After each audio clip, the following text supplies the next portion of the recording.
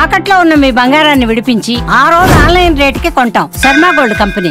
ఈ ప్రమోషన్ ముఖ్యంగా ఒక నెల రోజులుగా ఇంటర్వ్యూల మీద ఇంటర్వ్యూస్ ఇస్తా. తన ప్రతి దానికి సినిమాకి ఒక ఆకర్షణతోటి ముందుండి సినిమాని ప్రమోట్ చేసిన శ్రీ మిస్ నిధి అగర్వాల్ గారికి మనస్ఫూర్తిగా నా కృతజ్ఞతలు తెలియజేస్తాను. ఈరోజు నేను మీ ముందుకు వచ్చాను. ఇలాగా నిన్న అన్ని ఏకదాటిగా పొద్దున్నుంచి రాత్రి 12 దాకా ఇంటర్వ్యూస్ ఇచ్చాను అంటే, అలాగే ఈరోజు మీ ముందు నిలబడ్డాను అంటే ఆవిడ చేసిన పనికి నాకే సిగ్గొచ్చి మన సినిమాని మనం ప్రమోట్ చేసుకోకపోతే ఎట్లా.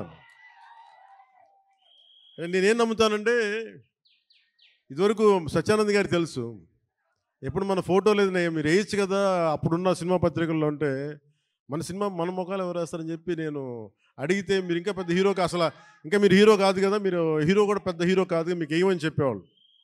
నాకు అది అలవాటు అయిపోయింది. పబ్లిసిటీ లేకుండా సినిమాలు అవ్వటం, మీ గుండెల్లో మీరు పెట్టుకొని గెలిపించారని విజయం ఇచ్చారు తప్ప నాకు ఎప్పుడు మీడియాతోటి మాట్లాడాలని కానీ నేను కోరుకున్నప్పుడేమో జరగలేదు. తర్వాత నాకు అలవాటు అయిపోయింది మీడియా లేకుండా సినిమాలు విజయం సాధించడం. సో అలాంటిది నేను చాలా ఆల్మోస్ట్ ఒక 96లో అక్కడమ్మా ఇక్కడపై షూటింగ్ సినిమా రిలీజ్ అయింది.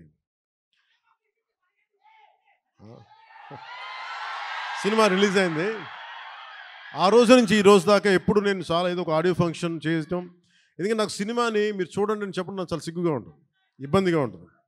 అలాగే మిమ్మల్ని ఓటు వేయండి అని అడగడానికి ఎంత ఇబ్బంది పడుతున్నాను, అలాగే నా సినిమా చూడడానికి చెప్పడానికి కూడా చాలా ఇబ్బంది. అందుకని నేను అంటే ఎప్పుడు నాకు ఇవ్వడమే తెలుసు కానీ నాకు అడగడం నాకు తెలియదు. ఒక డోలీలకి వెళ్ళే గ్రామాలకి రోడ్లు వాళ్ళు అడగకుండా నేను వేయించగలను. మన ప్రత్యర్థులు మన తిట్టిన పార్టీ సర్పంచులకు కూడా సమానంగా డబ్బులు పంచగలను ప్రతి సర్పంచ్కి. సో నాకు ఇవ్వడమే తెలుసు కానీ అడగడం తెలియదు.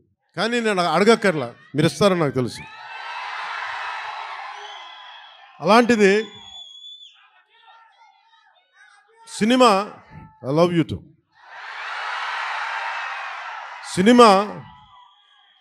సినిమా ఎంత బలమైందంటే, అంటే నేను మీతోటి ఎందుకు పంచుకుంటున్నానంటే, ఇది సార్ మీరంతా కాళ్ళు నొప్పి కొంచెం ఎక్కువసేపు మాట్లాడతాను మా వాళ్ళతో. కొంచెం చైర్స్ వేయకూడదు, చైర్స్ వేయండి పాపం. ప్రతిసారి నేను మాట్లాడుతూ ఉంటే నలిగిపోతూ ఉంటాను, కొంచెం ప్రశాంతం కూర్చుంటాను. కొంచెం చైర్స్ ఉన్నాయా? కొంచెం చైర్స్ వేయించండి. నించోవాలా? కాదు నేను కాదు, వాళ్ళు.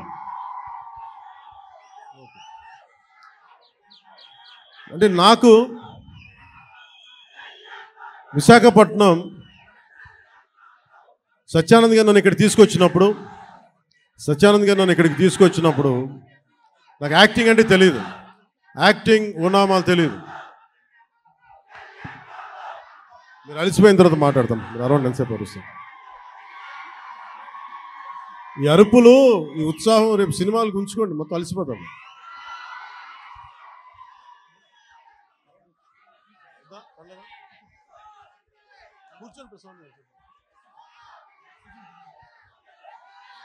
నేను మీతోటి నా అనుభవాలు పంచుకుంటాను. అంటే నేను ఇప్పుడులా కనిపించే సత్యానంద్ గారు నాకు పరిచయం అయ్యే టైంకి నాకు బయటికి 10 మంది మధ్యలోకి రావాలంటే చాలా ఇబ్బంది ఉండేది. రూమ్లోంచి బయటికి రావాలంటే సిగ్గుపడిపోయాడు, ధైర్యం ఉండేది కాదు. కానీ లోపల చాలా ఆలోచించేవాడిని. ఏదన్నా సరే బయటకు వచ్చి ఏదైనా మాట్లాడాలి, గొంతు పెగల్చాలి అంటే లోపల బిగుసుకుపోయేది, భయం వచ్చేది, గొంతంతా ఉండలు చుట్టుకుపోయేది. అలాంటి సమయంలో మా అన్నయ్య గారు అడిగారు, నువ్వు ఏమవ్వాలని ఉందరా అంటే, నేను చాలాసేపు ఆలోచించాను. జస్ట్ బతకాలి ఉందని చెప్పాలనుకున్నా. ఆ మాట అంటే కొడతాడని చెప్పలే, ఏదో తెలివితేటలు చూపించుకున్నా. కానీ నాకు లోపల ఏముండిందంటే, నాకే కోరికలు లేవు. నాకు చిన్నప్పటి నుంచి నాకు పెద్ద ఏం కోరికలు లేవు.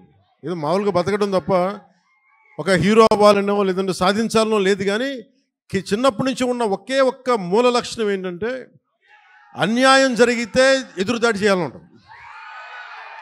నాకే జరగక్కర్లా, అలాగే సహాయం చేయాలనిపిస్తుంది. ఈ 2 లక్షణాలు తప్ప సినిమాలు చేద్దామని కానీ డబ్బులు సంపాదించాలని కానీ నాకు ఆలోచన లేదు.